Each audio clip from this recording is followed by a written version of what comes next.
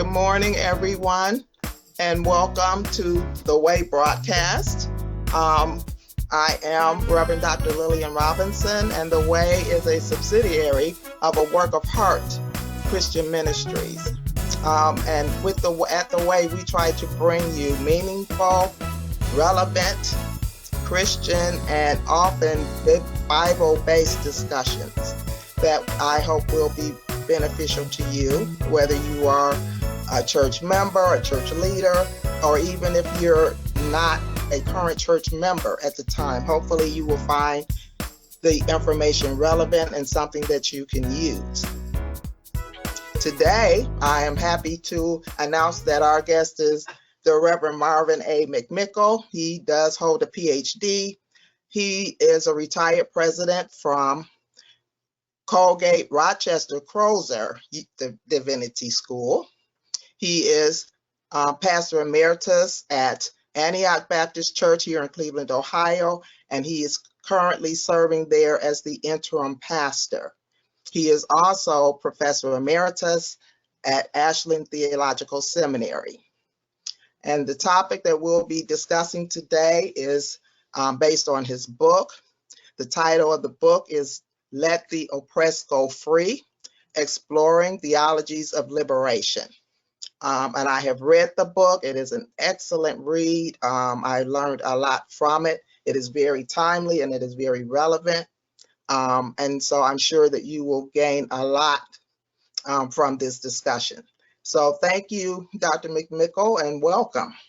Thank you so much, Dr. Robinson, for inviting me to be part of your broadcast and to share with your audience. All righty. So we'll start right in this morning. And I get a lot of questions, especially since I graduated from the Black Church Studies program, with people asking me just what is Black theology and liberation theology. Could you share your definition of that? Yeah, there's a sense in which those are not synonymous terms. So let me see if I can't separate them just a little bit. The concept of Black theology was birthed in 1969 with the release of a book by James Cone, who was then at Union Theological Seminary in New York City. That book was entitled Black Theology and Black Power.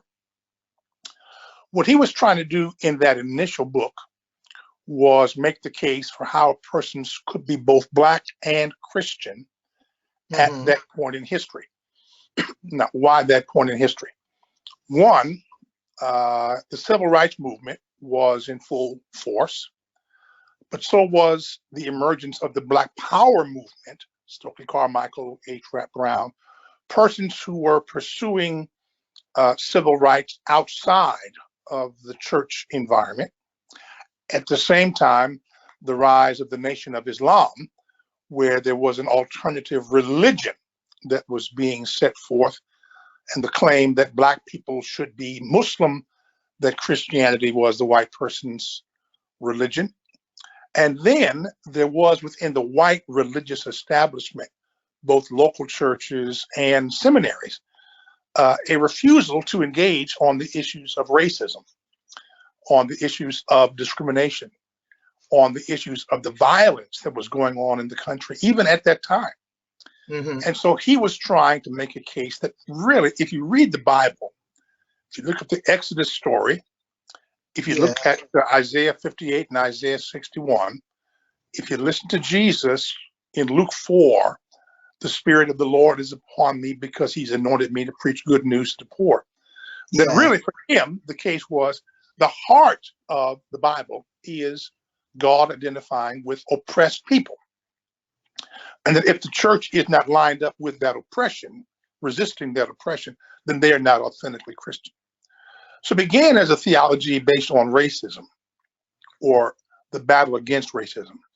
But then other forms of liberation theology emerged, which is why I draw this distinction. It went from liberation based upon race to liberation based upon issues of poverty. That's where the Latin American component comes in.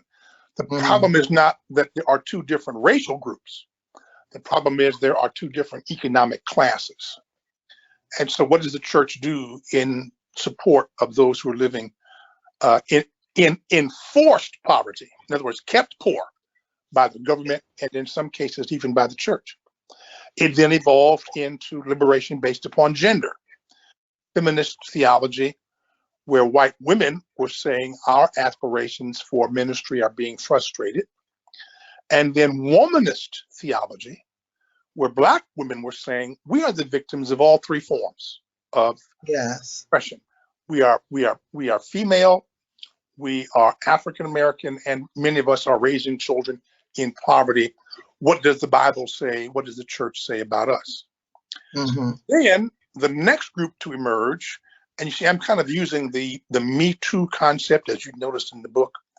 This was 40 years before Me Too became a popular term in our world today.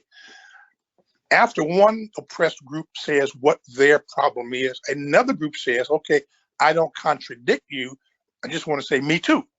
I've got my own Yes. story of oppression, and that oppression, racism, poverty, gender, for the womanist theology, racism, poverty, and gender combined.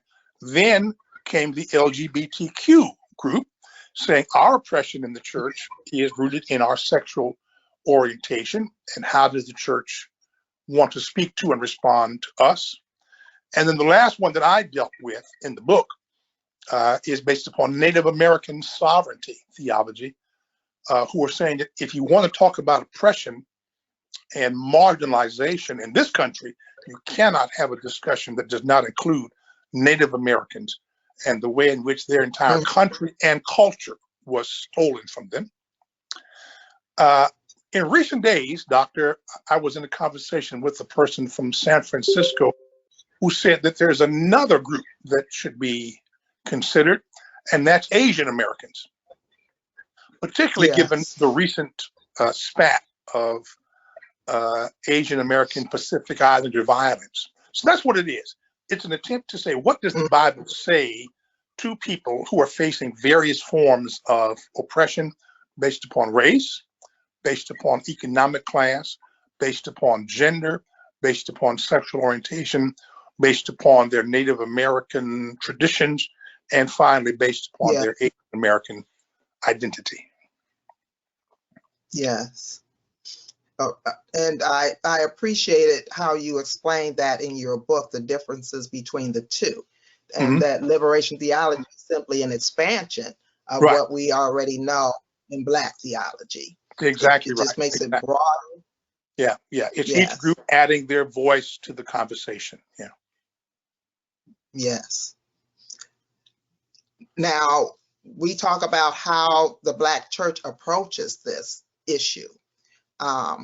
Why do you feel that it's profitable to critique your peers? And I stated the church, but I also mean the church as well as the academy. Yeah, well, I think that's what theology is. I think that the work of theology is the work of applying the scriptures to the life of any living institution and asking where they measure up. You know, it's like Amos and his reference to the plumb line, where he lays a measuring instrument against a wall to see whether or not it is straight or leaning in some direction. So what theology is, it's an attempt to say to the church and all of the church's entities, so local churches, missionary associations, conventions, seminaries, divinity schools, it's an attempt to say, looking at these aspects of scripture and looking at your conduct at this present moment, and listening to the voices of those who feel that they're being excluded by you, here is my response. And here's where I think improvement can be made. Here is where I think evil and sin is being practiced. And here, not my opinion now. This is the important thing. Not by my opinion. This is based upon the reading of the scriptures that I've set forth in the book and calling the church, as the ancient prophets did, to return to their true calling and purpose. So if you That's don't right. critique the church, if you don't critique your peers, what you're saying is, I don't see anything in their behavior with which I disagree. Well, if in Yeah. fact you do see something in their behavior with which you disagree, you are obligated to critique them, or else your silence breeds consent. So very, very true. So very, very true. Um, a lot of what I hear in addition to that, and these are people that don't believe in the Bible as a whole, and what they say is that Christianity is a white man's religion. How would you respond to that individual? Well, I understand what they mean by that. Let me first of all empathize, not sympathize, Yes. but Mm, empathize, which is to say, I understand the pain from which that comment emerges. What they're saying, and this is both African Americans and, I might add, Native Americans, is okay. what kind of religion is it that either participates in or condones slavery, participates in or condones the extermination of entire tribal groups, and tries to justify that through scripture? What kind of religion is that?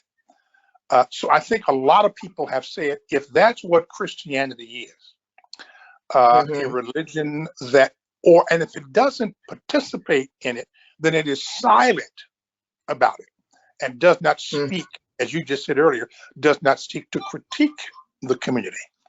So I understand people who say, if this is what Christianity is, I don't want any part of it. Okay, so I understand that. I also understand that in the first century AD, in the book of Acts, in chapter 13, they describe the leadership of the first Christian community in the city of Antioch. I like that verse because it refers to the church where I spent so much time. I'm always drawn to the church at Antioch. And in the church at Antioch, it says there were 4 leaders. Their names were, and there are 2 names we know, Saul and Barnabas. And then it says there was also Simeon the Niger and Lucius Yes. of Cyrene. Okay, so what I'm hearing then is that in the very first Christian church, 700 years before the prophet Muhammad was born, there were Black people from Africa who were leaders in the Christian church. Therefore, it becomes difficult for me to concede the point that Christianity is a white person's religion. It may have had a white European domination for a period of time, but the origins of the Christian church are in the Middle East, North Africa. The oldest Christian denomination is the Ethiopian/Egyptian Orthodox Church. Before there was a church in Rome, there was a church in Africa. So I reject the claim that it is a white man religion, but I understand the pain out of which people have come to that pronouncement. I don't embrace it. I don't believe it, because historically it simply is not true. Okay. All right. So yeah, so that's an education for me that that the Black church did not originate here. However, a lot of what is spoken to is during the time of slavery, how we know that our white the white people basically twisted the Bible to suit their needs as well. Yeah. So this is what a lot of people speak to. That's where the pain comes from. It's not the authenticity of the message. Yes. It's the manipulation of the message. I think about Howard Thurman, famous African-American philosopher, theologian, gifted preacher, tremendous writer, must have done at least 20 books. Howard Thurman tells the story about his grandmother, who was born into slavery in Florida. She became blind later in his life, and when he was 10 years old, part of his obligation was to read to her, particularly from the Bible, something that she was not able to do when she was a slave, and now she was unable to do because she was physically impaired. blind. But she gave them instructions. Do not read anything from the Apostle Paul. You can read all the Old Testament. You can read all the Gospels. You can read anything except Paul, because Paul, particularly in passages in Romans 13, Colossians chapter 3, and other places, Paul seemed, at least as the slave masters tried to imply, that Paul was justifying slavery. And therefore, all they ever heard from the Bible during those days were those verses. Slaves, obey your masters. Nobody is in power except God gives them the authority. Don't obey your master only when it is convenient. Do it even when he or she is harsh. So she asked him not to read those verses. And so there are 5 or 6 portions of scripture that the slave masters would employ. But there are whole hosts of places, you see, in the whole Bible where the slaves themselves found great comfort and great strength. So I don't want to throw the whole Bible away, because some folk in the 19th century were exploiting the use of 5 or 6 passages. I want to hold on to the book of Exodus. I want to hold on to Jesus in Leviticus, in Luke. I want to hold on to whom the Son sets free is free indeed. And I want to hold on to the authentic Black Christian religious experience that was birthed during that very same period of time. The Black church, as we know it, was born while slavery was going on. So the African Methodist Episcopal Church, the AME Zion Church, the CME Church came right at the end of the slave era. Independent Black Baptist churches as early as 1763. So no, I don't accept the notion that this is not authentic. We have in fact created a version of the Christian faith that greatly helped us survive during the harshest days of slavery. Yes, and in that passage of scripture where Paul says, slaves, obey your master, if you read down a few more verses, he also says, but if you are able to free yourself, you should do so. So we had to read the entire, the verses within their entire context, and not just take out one scripture, which is how the slaveholders misuse the Bible. It's just by taking one verse and not looking at the entire context. Yeah, exactly so. And that, I think, is why those who argue that Christianity is a white person's religion, what they really mean is Christianity has been badly manipulated, distorted, and fouled almost by certain white preachers and white theologians. And even the ones, you see, I think we come back to liberation theology, and we come back to Cone. Even the ones who did not misuse it were not sufficiently interested in the issue of race to make a proper interpretation of it. So in his last book, which was Said I Wasn't Going to Tell Nobody,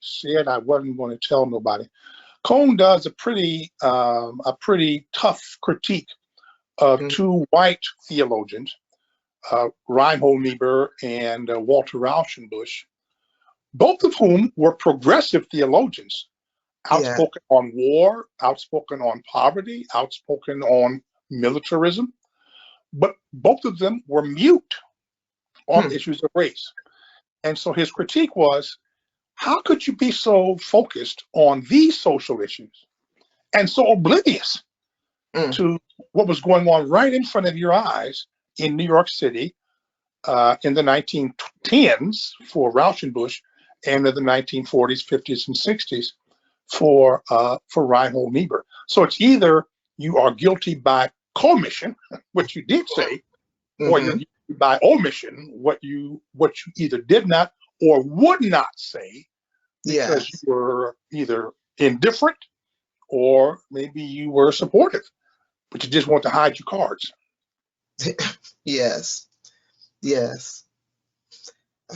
It's daunting, when I think about it, how Christianity has been manipulated by the wrong persons. If you're not looking for the truth in religion,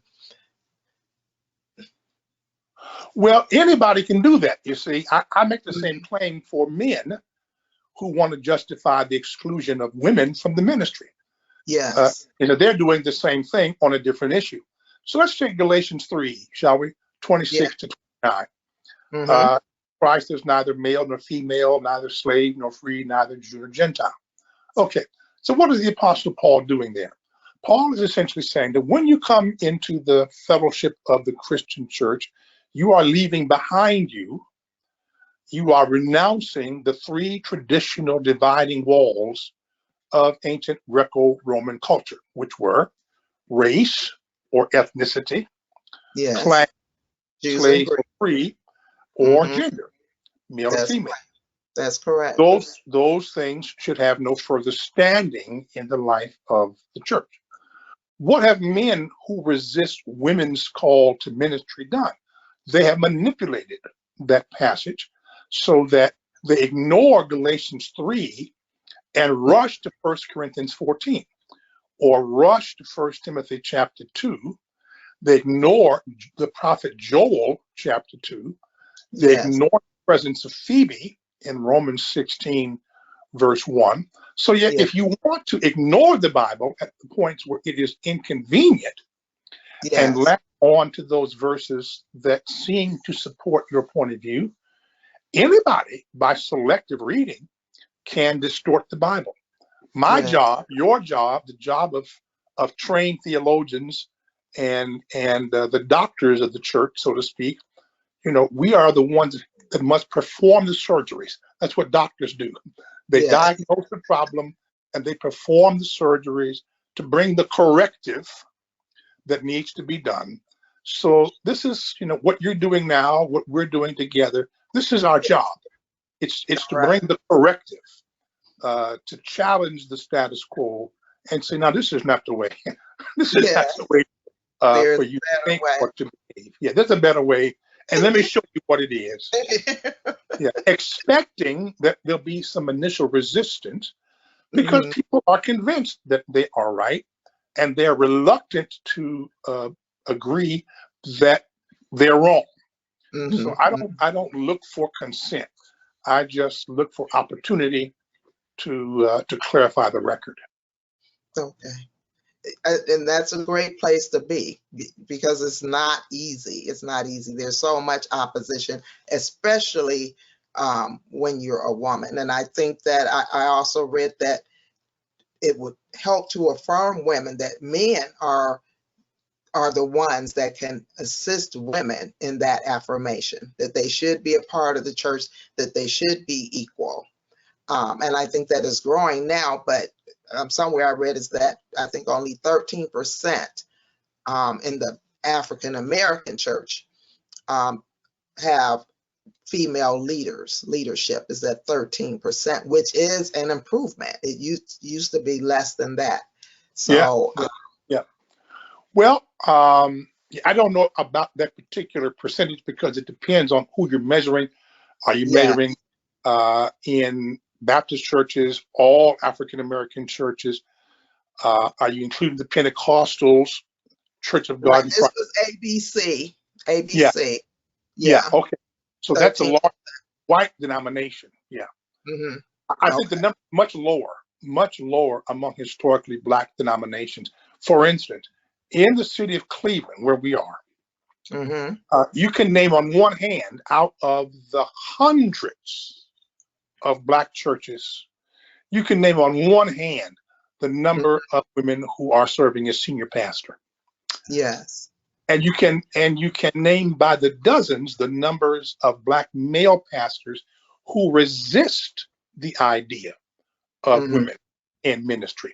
So this is a battle that we have to fight. Now, my question is, if in Galatians 3, you would fight to the death over the issue of slave and free, you would just use, that's over. Why do you want to cling? Why do you want to hold on to the male and female? How do you cut one verse into three pieces? I want the part about Jew and Gentile, no more slavery. But I want to keep in place the gender bias. Here's a quote that was in the book that one of my doctoral students back at Colgate wrote in her doctoral thesis. Her name was Jamie Eaddy, Eaddy. And Jamie said that, talking to black men, that if the only thing you want is liberation for yourself, but not liberation for all other groups, then you Yes. don't want liberation at all. You just want privilege. And I think there's a lot of truth in that. People want privilege for themselves, leaving undisturbed the oppression that other people say they are experiencing. Hence comes evolution, from racism to poverty, from poverty to gender, from gender to sexual orientation, from sexual orientation to Asian, Native American identity, and now with the violence against Asian Americans, Asian American Pacific Islander identity.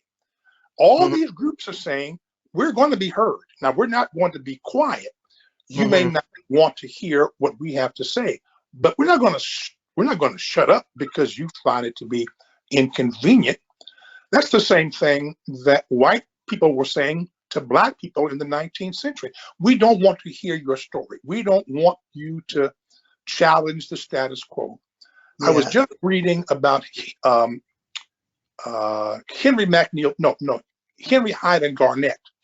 Highland Garnett, who gave a speech in 1843 in Buffalo, New York, to the National Negro Convention, in which he talked about the need for slaves to physically, violently resist their and he kept using the phrase over and over again: resistance, resistance, resistance. Our motto must be resistance.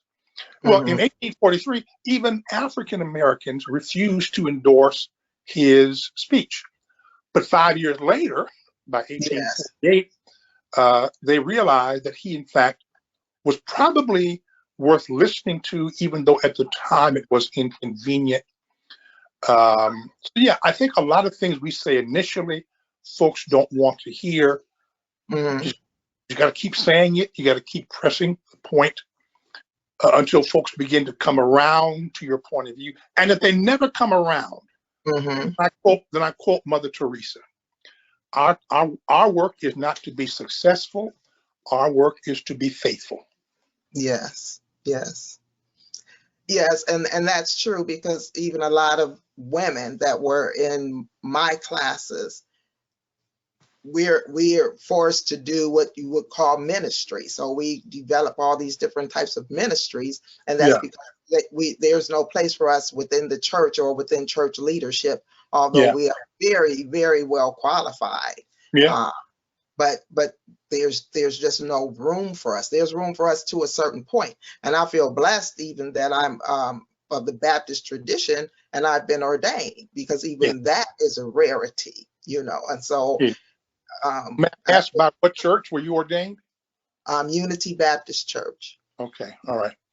Yeah, it is unusual. I participated in Cleveland over the last 35 years in 6 ordination services for women, 4 of which were at Antioch. Yes. We've ordained 4. They've ordained more than that now, because I was gone for 8 years. Yes. But and then Courtney Clayton Jenkins, who's now at South Euclid UCC Church, and Christine A. Smith, who was at church in either Wycliffe or Willoughby. Anyway, so two women who were not a part of Antioch. So it's a pretty rare thing. So I'm very happy to hear that you've been ordained, but very sad to hear, but not surprised, that there are opportunities. One of the women that we ordained was Tanya Fields. Tanya was a graduate of Bishop College, and she's in the book. She's in the book. Yes. Bishop College in Texas, and then Princeton Theological Seminary. So you could not question her credentials. Yes. She was among the most gifted preachers I've ever heard. Tremendous singer, great spiritual leader. She spent, I think, 8 to 10 years working with me at Antioch, and then she was really, I thought, ready to go off and start her own ministry. Yeah. And so we tried to get a Black Baptist church to consider her for their pastoral position. We could never get this woman to be considered by a Black church. So what did she do? She changed denominations. Yes. She became a United Methodist. They called her to appointed her. The bishop placed her at St. Paul Methodist Church on Lee Road before the 480-271 overpass. She grew that church from about 50 to 500 in about 3 years. She was successful. The bishop wanted to move her to another church to do the same thing, to take another dying church and bring it to life. Well, she didn't want to be in the ministry of raising the dead. She wanted to build a church and then thrive in that ministry. The bishop would not allow it, and so she left that denomination and she went independent. And so she's still doing great work at a church on Chagrin. Okay, all right. So so there are very few opportunities for African American women to become senior pastors. And as I've spoken with some of my colleagues, I mean, I was told basically that, oh, it's okay for women to preach. Some of them have grown, because there was a time when women weren't even allowed in the pulpit. So for them, that's a huge step, yes. I believe women should preach, and I said, well, what about pastor? Oh, no, I would never follow a woman, so when they distinguish between preaching versus pastoring. It's okay, we'll go with the preaching, we've gotten that far. But in terms of pastoring, many leaders, even though they say they support women, but if you ask them specifically that question about women as a pastor, you would get a totally different response. And this would not be anything that they could justify biblically. This is just a particular bias. They'll probably quote 1 Corinthians 14 and 1 Timothy chapter 2, where Paul said two things. One, a woman must learn in silence and she must not speak. Yes. And I do not permit a woman to have authority over a man. Okay. That's right. Perfectly logical first century Palestinian patriarchal cultural norm. I repeat, those are perfectly understandable first century AD Palestinian, meaning the Middle East, cultural norms. It was a patriarchal culture. Of course, women were not going to have authority over men. Women were not allowed to speak in public in Palestine, in most of the Middle East, in the first century AD. That's 2,000 years ago. Now the question becomes, do we freeze the status of women as a moment in time in the first century and say that status and therefore these behaviors are also frozen? Everything else can change except the status of women.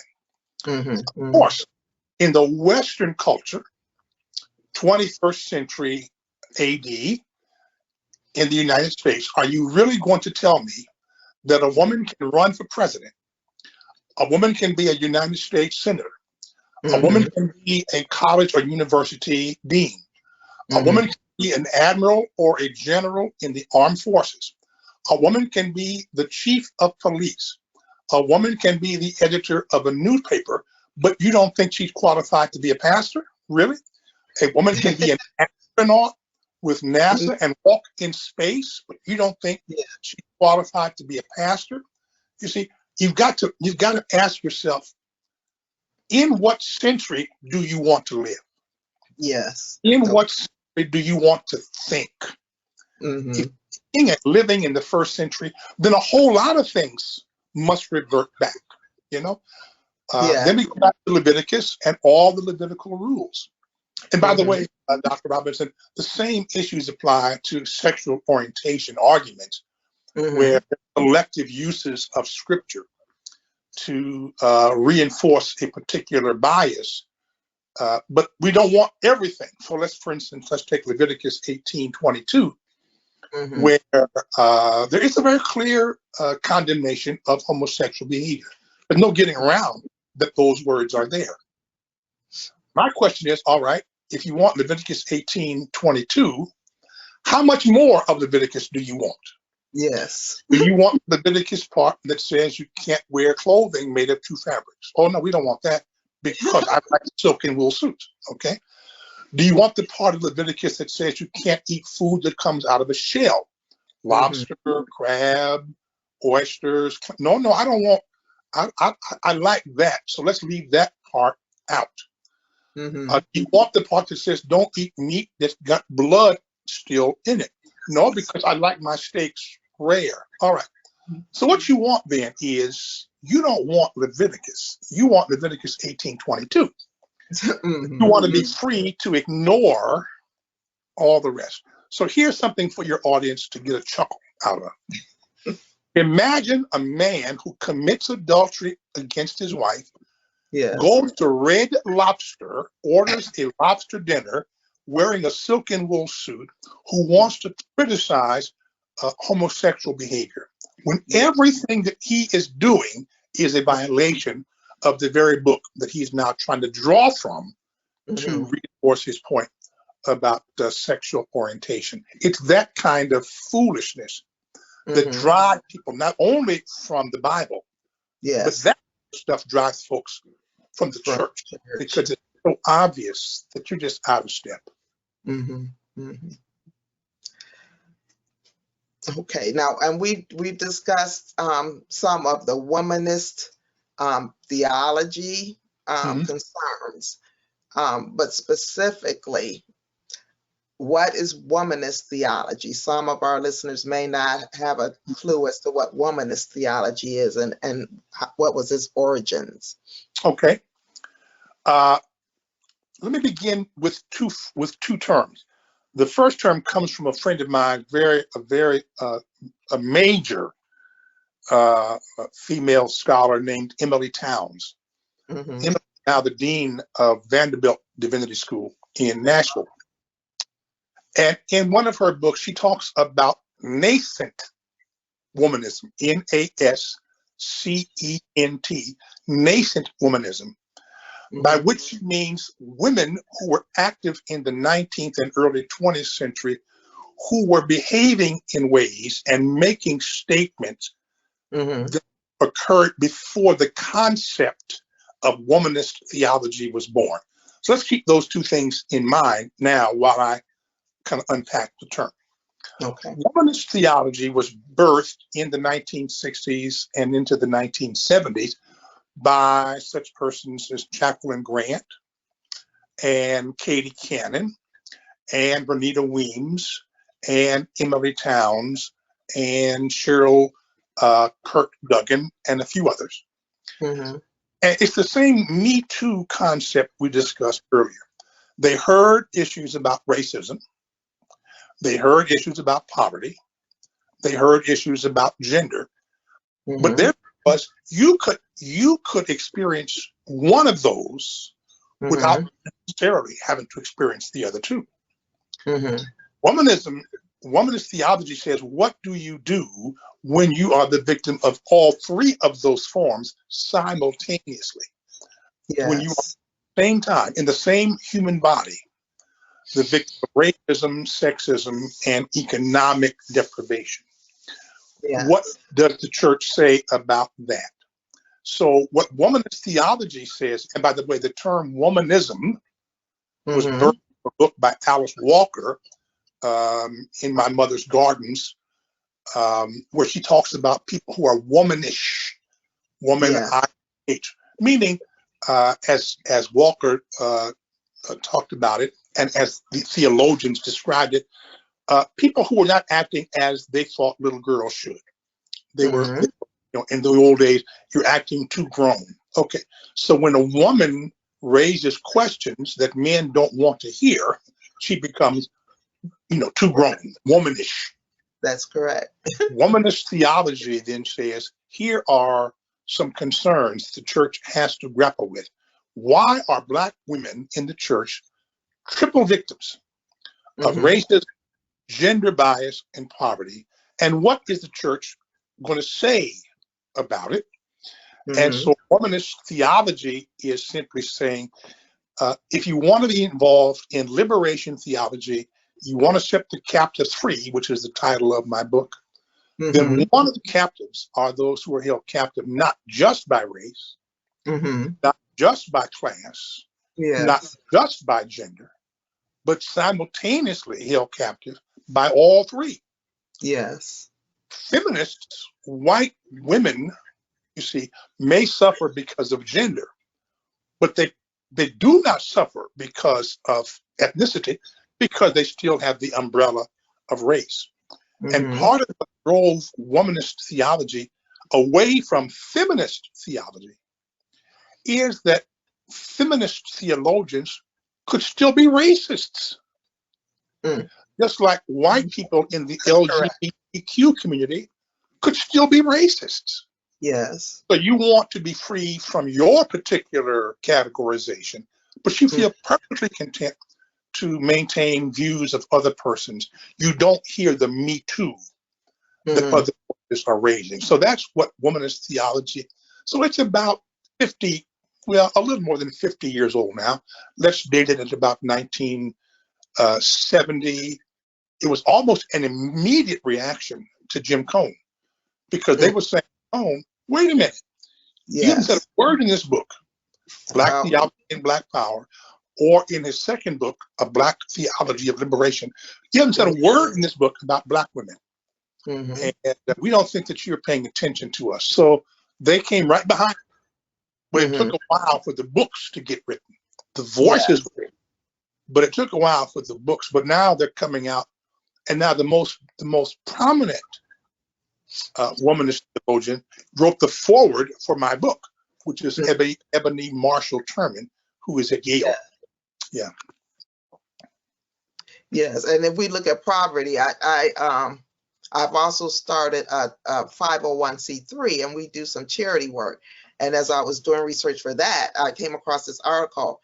And in terms of Cleveland, Ohio, we have a lot of work to do in Cleveland, because we are #1 in child poverty among the largest U.S. cities. We are the worst in terms of child poverty. So we're #1. They say that we're 1, 2, 3. We're second for working age adults in poverty. And then we're third with older adult poverty. Yeah. For our senior citizens. So, it's difficult to believe that our ranking is so low. We're probably the only other city that's kind of equivalent to us is Detroit. Yeah. That poverty level is so low. And so that tells me something about living in Cleveland. There's something we're not paying attention to, that we're #1, not for a good reason, but for a bad reason. And here's my distinction. I spent the last 8 years living in Rochester, New York, and guess who was new in terms of childhood poverty? Rochester, New York. So I spent the last 30 plus years of my life living in cities that are defined not only by neighborhood segregation, but also by economic disparity. So what has happened? Well, two things have happened. One is you usually have a failing public school system where you've got a number of children living in poverty, and the schools either do not graduate them ready for a work environment, or they're not being hired into paying jobs, or they do not graduate from high school at all, or the jobs that were once available are no longer accessible. When I came to Cleveland, I came in 1986, there was still a pretty hefty industrial base. Car manufacturing, steel manufacturing, aluminum manufacturing, iron ore manufacturing, still a pretty heavy industrial base. Cleveland was built, as was Chicago, as was Detroit, as was Gary, Indiana, as was a lot of these urban industrial communities, was built on its industrial strength. Mm-hmm. Not on banking, not on high tech, muscle work, sweat and labor. Yes. You could get a job in the Ford plant, the GM plant, Mm-hmm. Fisher Body, worked there As for a 40 years. welder, I know so Yeah, many young yeah, men during that time they were welders, and so yeah, everybody were pretty much thriving. yeah, You know, right. They're all economic. gone. Yeah, yeah, Yeah. all those Yeah. jobs. Now, they're gone for three reasons. They're gone because jobs have relocated out of the city. They're Mm-hmm. gone because they've relocated out of the country. Yes. They're gone because they've lost out to robotics. Mm-hmm. Uh, so job loss is one factor. Now, Mm-hmm. let's talk about the other fundamental issue, and that is the refusal of the federal government to increase the minimum wage. Yes.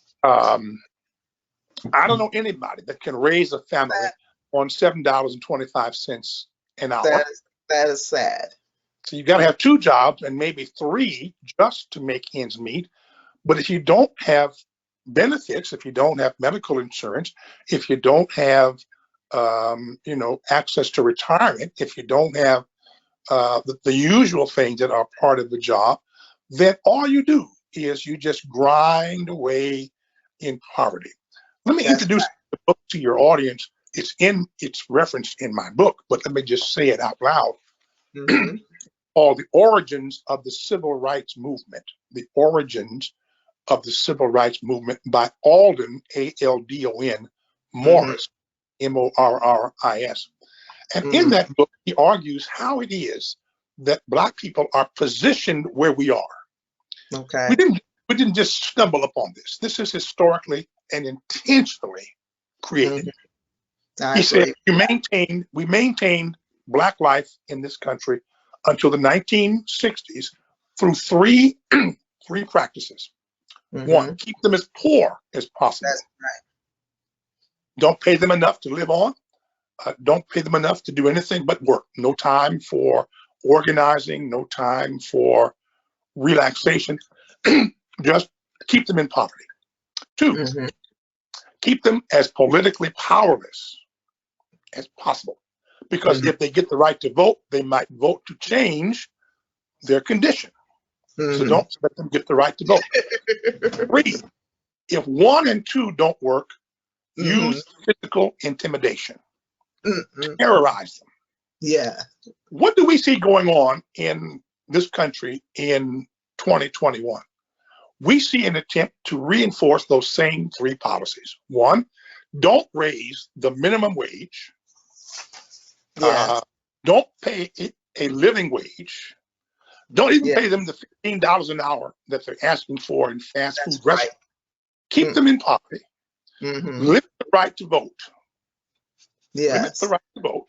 Mm-hmm. And January the 6th was a manifestation of a use of intimidation and force Yes. to prevent the kind of changes that we thought might come with the election of a new president.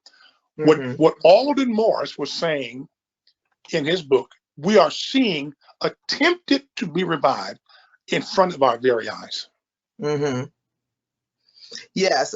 In my dissertation, I addressed that because my secular job is a nurse, and so I worked with STNAs, and they, the wage is so minimal, Mhm. and most of them have children. Yeah, So yeah, it's not even enough for them to afford to buy a car.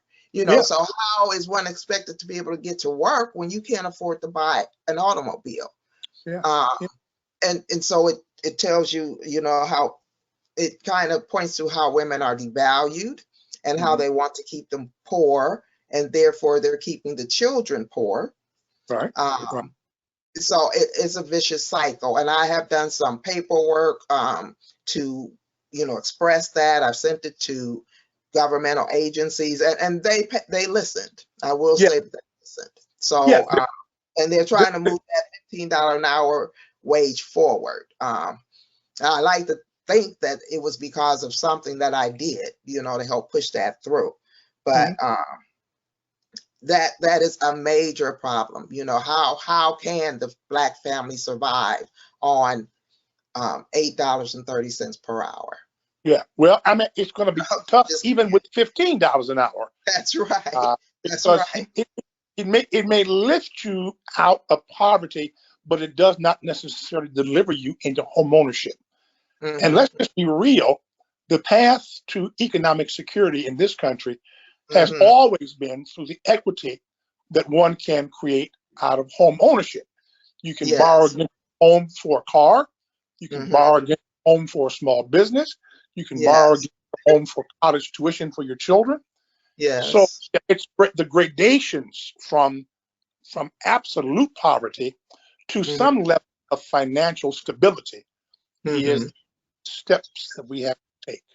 Yeah, and I'm glad you mentioned that because, I did a little research, and it says that half of all Blacks born between 1956 and 1965 were homeowners by the age of 50, which is still late in life. And it says, but Blacks born from 1966 to 1976 have a home ownership rate of just 40%. So that's declined by 10%. And if this trend continues, Black millennials may not even reach a home ownership rate of 40% by the time they turn 50. Yeah. Oh. Yeah. Yeah. And there could be two reasons for that. One is maybe they prefer, I would not. They prefer rental, not having to come up with the down payment, or they cannot come up with the down payment. Listen, the first house I bought was in 1976. I'm now 72. So if these sound like a long time ago, that's why.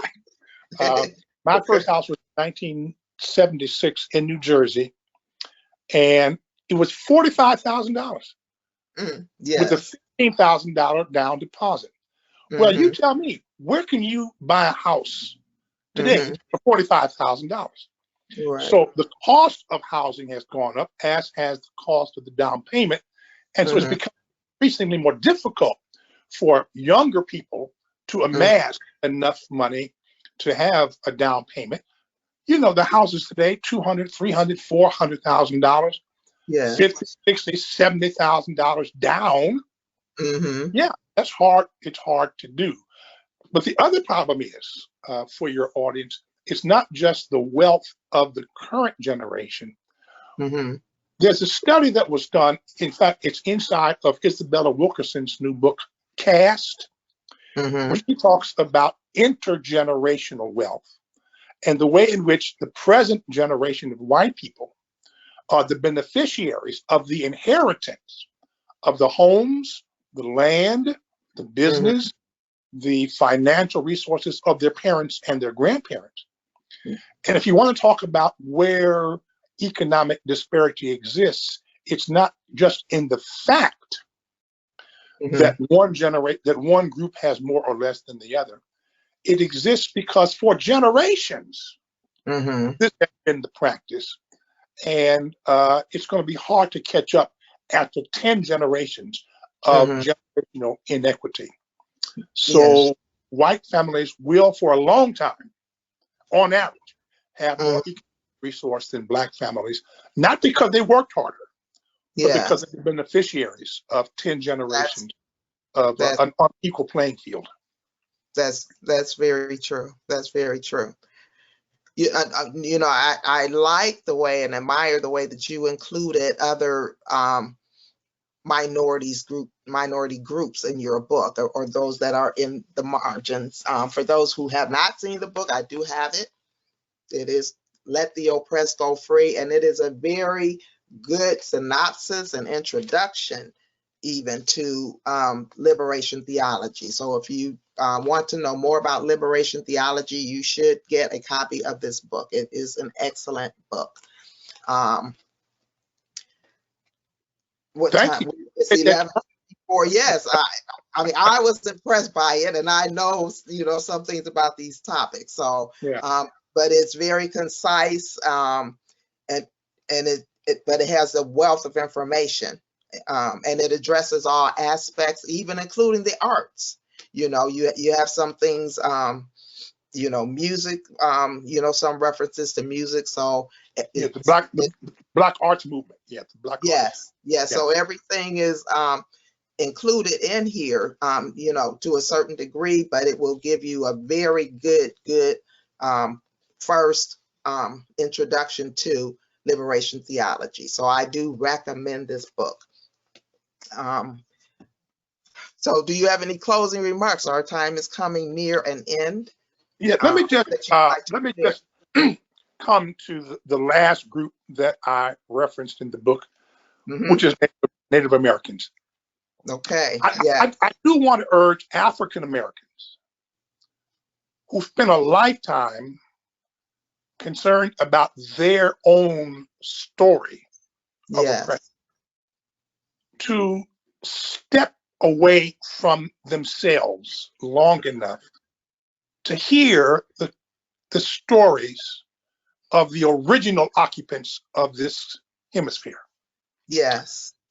100 million, estimate, 100 million persons were living here in 1490 between the northern tip of Canada and the southern tip of Chile. Mhm. That has been reduced by 90%. Mm. In large measure because of viruses for which they had no immunity. So smallpox wiped out the vast majority of them. But annihilation, genocide, forced Yes. removal, the disruption of cultural practices, pushing these populations into the margins, and then here in Cleveland, being among those content to reduce them to caricatures. Yes. How would my Black friends feel if there was a team called the New Jersey Niggers? How would my Jewish friends feel if there was a team called the Jacksonville Jews? We'd be outraged. The whole country would be outraged. We wouldn't stand for it for 1 minute. Yeah. Cleveland Indians, Atlanta Braves, the Chicago Blackhawks, the Kansas City Chiefs. Yes. What the Native Americans are saying to us is you do not honor our humanity when you participate in our dehumanization as mascots. I really urge African Americans to dig deeper. They may find out, by the way, that they have a little Cherokee in them. That's right. Or a little Seminole in them. If you came from Georgia, North Carolina, South Carolina, Tennessee, anywhere in that part, or God knows Oklahoma, and even up into New England, you probably got some Cherokee, some Seminoles, some Senecas, some Mohican blood in you. Honor all of you and not just part of you. That's right. That's right. And it's helpful that we should support others in their quest, you know. So when the Indians are, you know, downtown protesting, you know, it wouldn't hurt. And it's, you know, we should consider go down there and support them, you know, because just like we were outraged, you know, with Aunt Jemima, you know, they're outraged. They're outraged with Chief Wahoo or whatever they're calling him. I was on the board, it's called the Gateway Board, that built Jacobs Field, the baseball stadium, now Progressive Field, and Gundam, which is now where the Cavaliers play. Well, one of the things that we were able to do when we built the new stadium was to get rid of the logo of Chief Wahoo. So now the cap for the Cleveland Indians just says C. Doesn't have an ugly image.